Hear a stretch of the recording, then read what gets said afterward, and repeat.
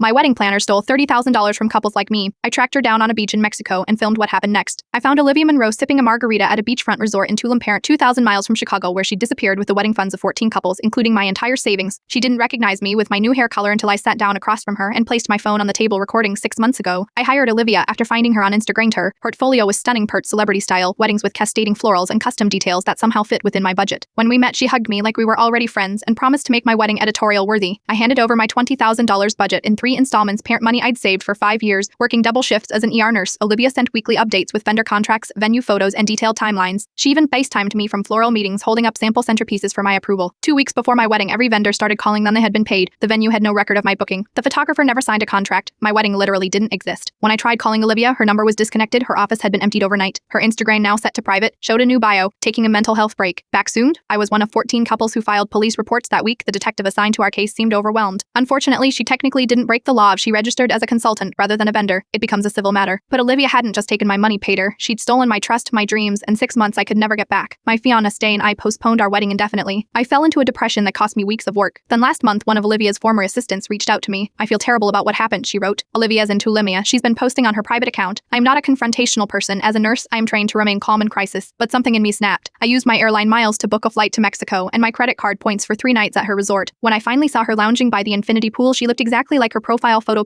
perfect messy bun, expensive sunglasses, her signature, living my best life Tumblr beside her. I switched on my phone's camera and approached. Remember me, Olivia, Emily Wallace? You were planning my June wedding. She froze, margarita halfway to her lips. Emily, what are you doing here? I came to ask where my $20,000 is, and the money from 13 other couples. Listen, she lowered her voice, looking around nervously. There were circumstances you don't understand, vendor issues. I placed a folder on the table containing spurts of her recent posts, shopping sprees, a new diamond bracelet captioned self-gift. Is this where our money went because I had to move back in with my parents at 34? Jessica Chen had to cancel her honeymoon. Michael and David postponed adopting their baby. A woman at the next table whispered, that's the wedding planner from the news. Olivia tried to grab my phone, but I moved it away. I've already sent this levers to the detective in Chicago, the resort management, and about 300 people on Instagram, including every wedding vendor in the RE9. You can't do this, she hissed. I'll sue you for harassment. Actually, while Illinois couldn't extradite you for theft by deception, Mexico has different fraud laws, and the resort might be interested to know you are using a stolen credit card. I was bluffing about the credit card, but her face told me I'd hit a nerve. I showed them the news articles about Olivia on my phone. Within an hour, she was escorted off the property. I never got my money back, but the video went viral in the wedding industry. 3 days later, Olivia was detained at the airport trying to flee to Costa Rica. She's now facing charges in 2 countries. My wedding still hasn't happened, but last week I received emails from vendors across Chicago offering free or discounted services. We saw what you did, they wrote. Let us help make it right. Some people steal your money and think they can hide behind Instagram filters. Others forget that the internet works both ways. Bears the same tools that help you scam can help others find justice.